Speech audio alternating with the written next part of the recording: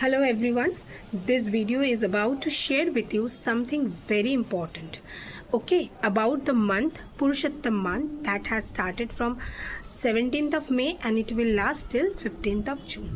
It came after every 3 years. Okay, and there is some calculation according to lunar and solar calendars, but I'm not going to go there.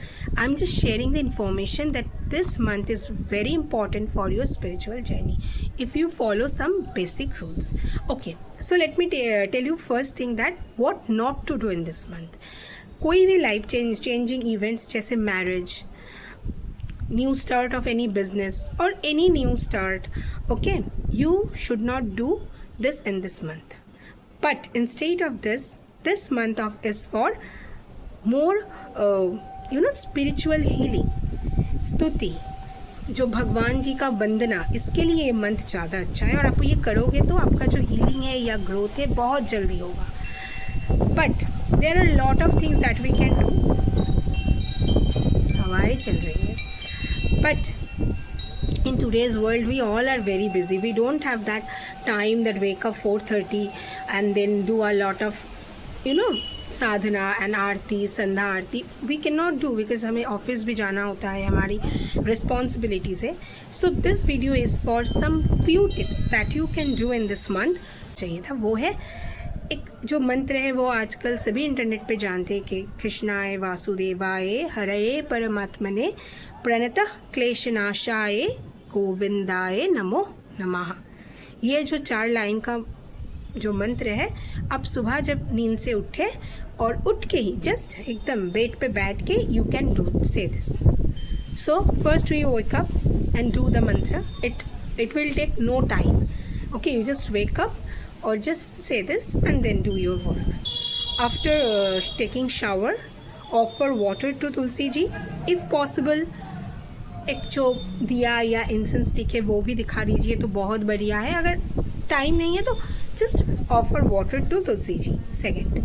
Third, do one thing is that lit a candle. दिया जलाए और एक candle जलाए भगवान के सामने.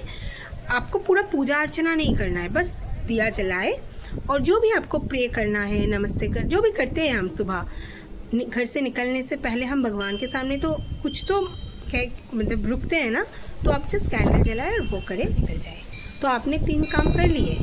ठीक है, बहुत मतलब हमारे बिजी शेड्यूल में हम कर लेते हैं. और एक चीज़ जो बहुत इम्पॉर्टेंट है इस मंथ के लिए वो है चैरिटी.